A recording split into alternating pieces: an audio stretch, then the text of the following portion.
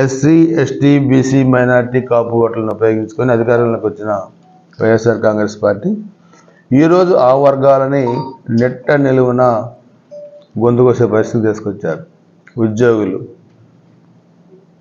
ఇబ్బంది పెట్టారు, డోక్రా ఇబ్బంది పెట్టారు, అంగన్వాడీలు ఇబ్బంది పెట్టారు, మున్సిపల్ వర్కర్స్ని ఇబ్బంది పెట్టారు. వాళ్ళు వీళ్ళని కాదు, అందరిని కూడా ఇబ్బంది పెట్టి ఈరోజు రాష్ట్రాన్ని సర్వనాశనం చేసి వ్యవస్థలని సర్వనాశనం చేసే పరిస్థితి తీసుకొచ్చారు.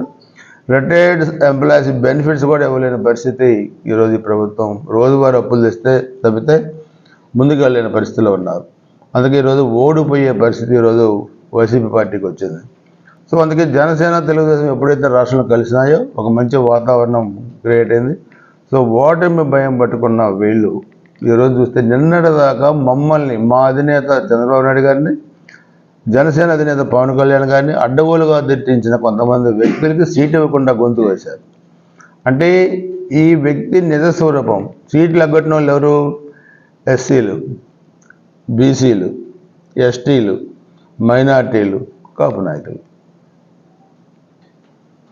వాళ్ళకు అనుకూలమైన వర్గాలు వాళ్ళు ఎలా ఉన్నా వాళ్ళకి సీట్లు ఇస్తారు.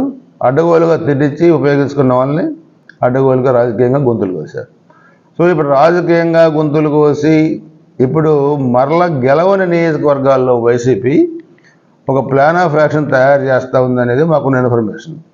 ఇప్పుడు మీరు చూసుకోండి, బాబాయిని హత్య చేసిన కేసులో దాన్ని కూడా రాజకీయంగా ఉపయోగించుకొని నారాసుర రక్త చరిత్ర అని ఆ సాక్షి నా కొడుకులు రాశారు. సాక్షి పత్రికల్లో, సాక్షి ఛానళ్ళలో మామేని రాశారు.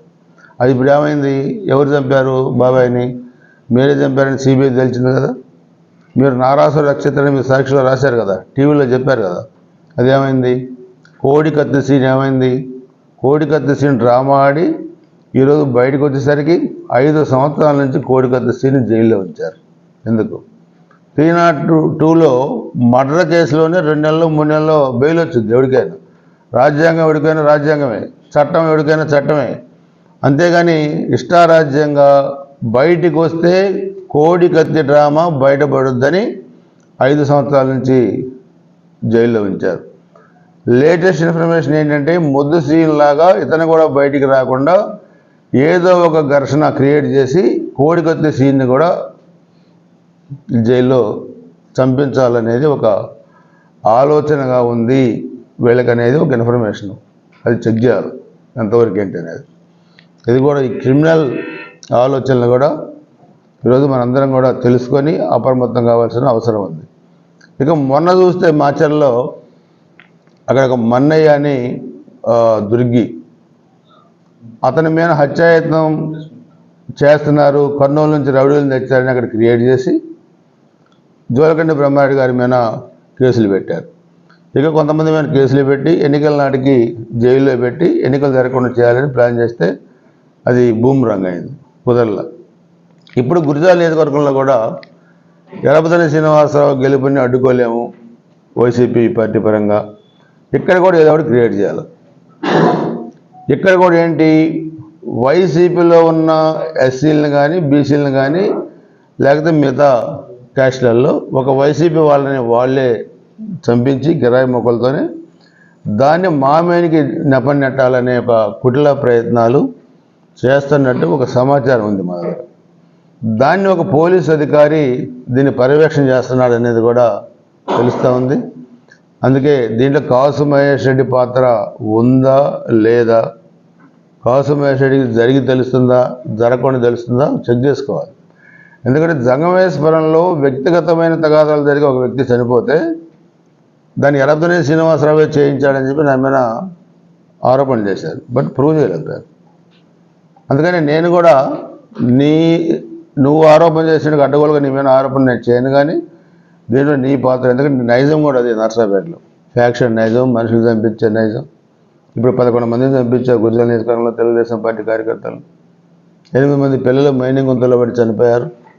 14-19 నేను ఎమ్మెల్యేగా ఉన్నప్పుడు తెలుగుదేశం అధికారులు అన్నప్పుడు ఒక వైసీపీ నాయకుడు కూడా చనిపోలేదు. సో ఇవన్నీ కూడా నీ నైజం అది. కాబట్టి కాపు నాయకుడు పురంశెట్టి అంకుల దగ్గర నుంచి దోమతోటి విక్రమ్, దళితుడు రాజానాయక్, ఎస్టీ సుబ్బులు, వడ్రా లేడీ, నీలకంఠ బాబు వడ్రా కుర్రోడు, Yohan SC, Pichaiah Yadav BC, Ali Saheb minority, సైజాన్ మైనార్టీ, తర్వాత సైదా తుమ్మలచేరు వల్లాల నడుస్తుంటే ఆయన్ని కొట్టారు బజార్లో. అందుకని నీకు ఆ నేపథ్యం ఉంది. అందుకని నేను అనేది ఏంటంటే మా మీద మీరే మీ కార్యకర్తలను చంపుకొని మా మీద కేసు పెట్టేదాన్ని మేము కూడా తీవ్రంగా పరిగణిస్తాం. వైసీపీలో ఉన్న నాయకులు మీరు కూడా అప్రమత్తంగా ఉండండి. వీళ్ళు అధికారం కోసం బాబాయిని గొంతులు కోసిన వీళ్ళే మీ గొంతులు కోయడానికి పెద్ద వెనకాడతారని అనుకోవట్లేదు. అందుకని మీరు అందరూ వైసీపీ వాళ్ళంతా గుడ్డిగా నమ్మి వీళ్ళని ఫాలో కావద్దు. అర్ధరాత్రులప్పుడు వీళ్ళమ్మటి ప్రయాణాలు చేయొద్దు. కుటుంబాలు ముఖ్యం, రాజకీయాల తర్వాత. వీళ్ళ కోసం మీరు బలి కావద్దు. ఆ నెపాన్ని తెలుగుదేశం పార్టీ మీద వేయాలంటే మాత్రం చాలా తీవ్రంగా పరిగణిస్తాం.